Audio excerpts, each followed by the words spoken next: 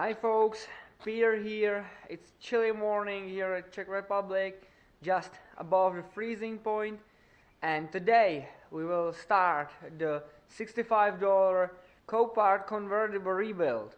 In this first episode we will tear into it. We will assess the damages and we will order the new parts, and hopefully in the upcoming episodes we will be assembling the suspension.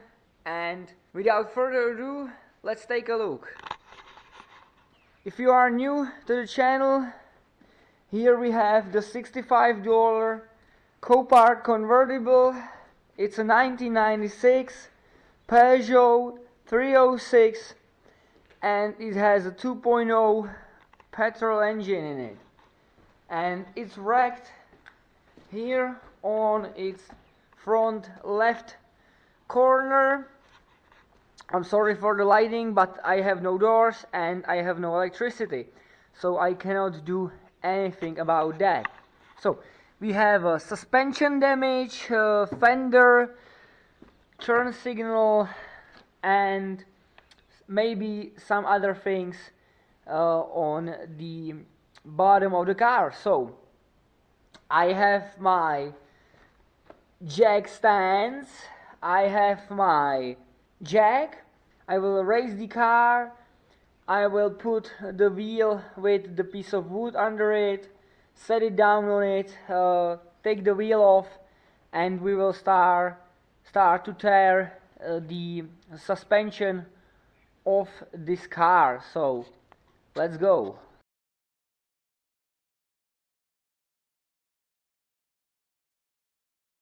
I have the car on this wheel with the wood right here.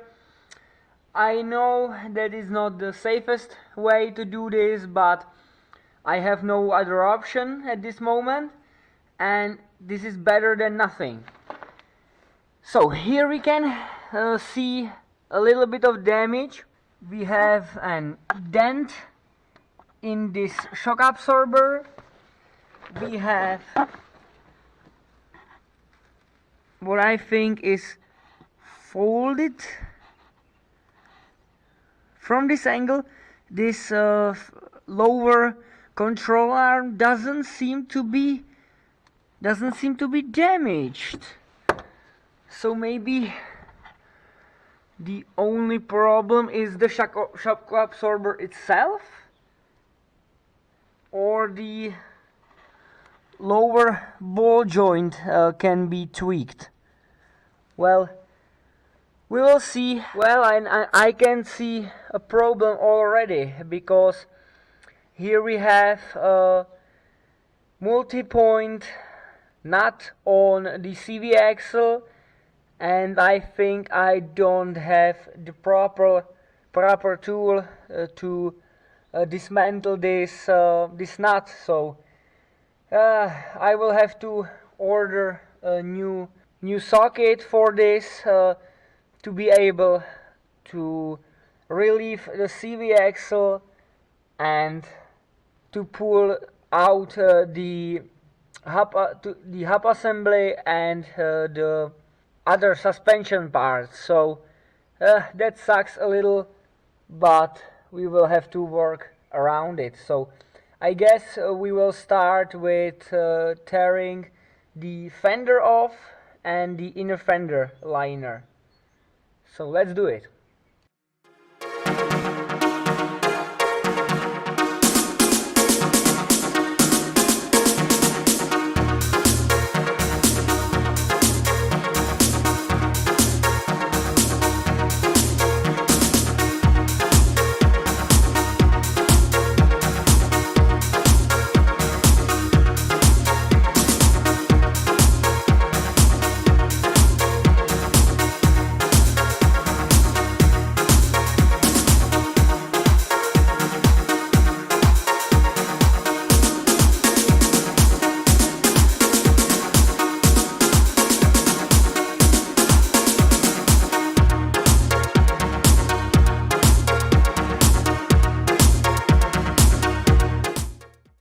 So the fender is out, The primary damage that I can see is this bracket is little tweaked.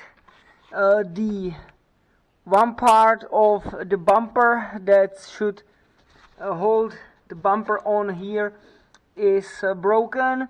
The bracketry here is tweaked in, but the apron here is rust free and it's undamaged, and we will have to figure out what's going on with this wheel.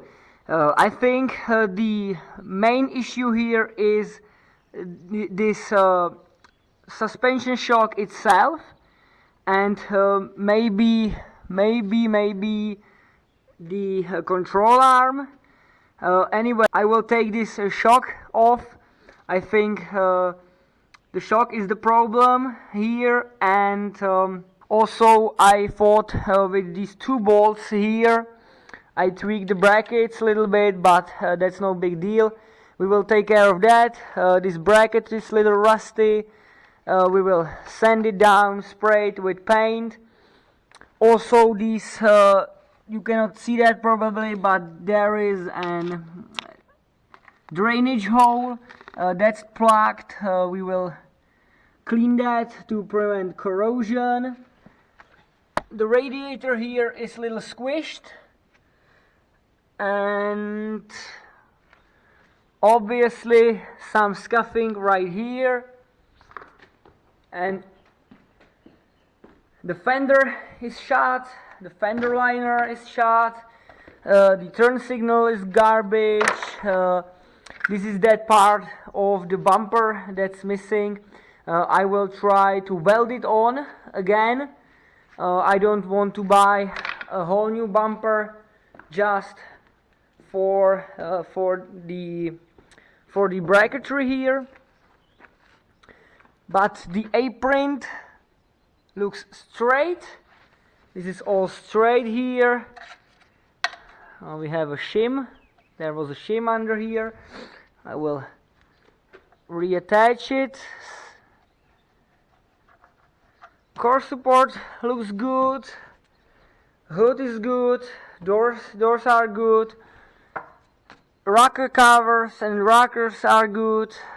So I will check the suspension and determine what I should do with it.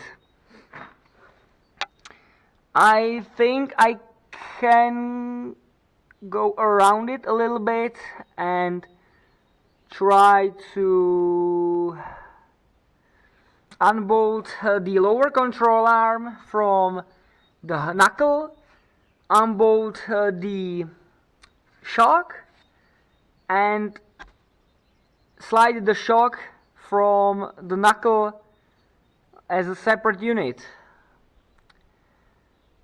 I will have to think about it, and I will be back at the moment here.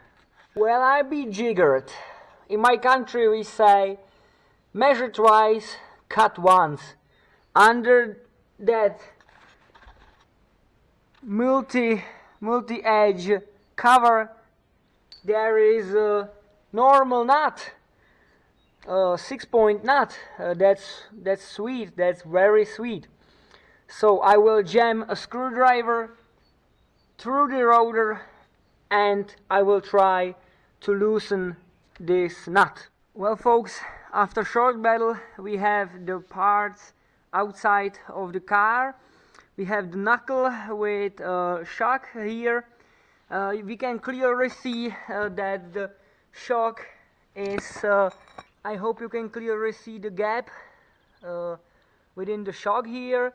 Also this upper part of the shock is seized, so we will replace the upper bearing here. And I have a question for you. Should I replace the knuckle itself? Do you think that the accident hurt it somehow? I don't think so. I will risk it running it without replacing the knuckle here. I don't know yet about the lower control arm because it looks straight to me, but maybe we have little tweaking right here, but that's probably from welding the tube in. This control arm is 35 bucks. I think I should replace it since it's that cheap, but we will see.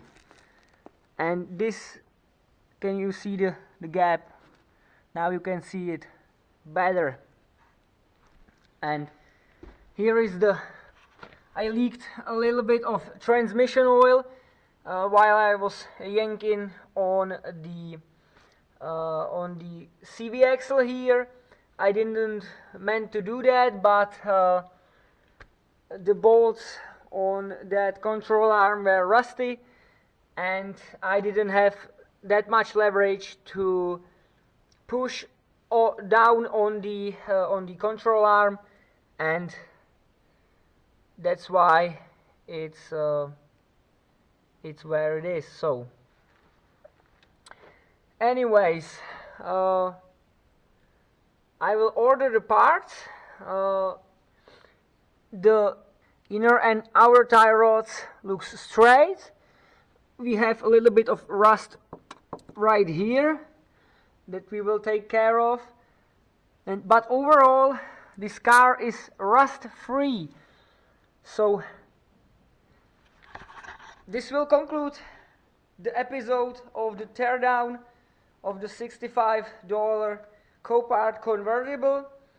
I hope you are looking forward to another episode where we hopefully will slap the suspension back together and we will take it for test drive, and then we will take care of the cosmetical issues, the roof and the fender, of course, and then I will insure it, drive it through the, I guess, summer, and I will list it on the internet for sale, and I guess we will enjoy it, maybe sell it.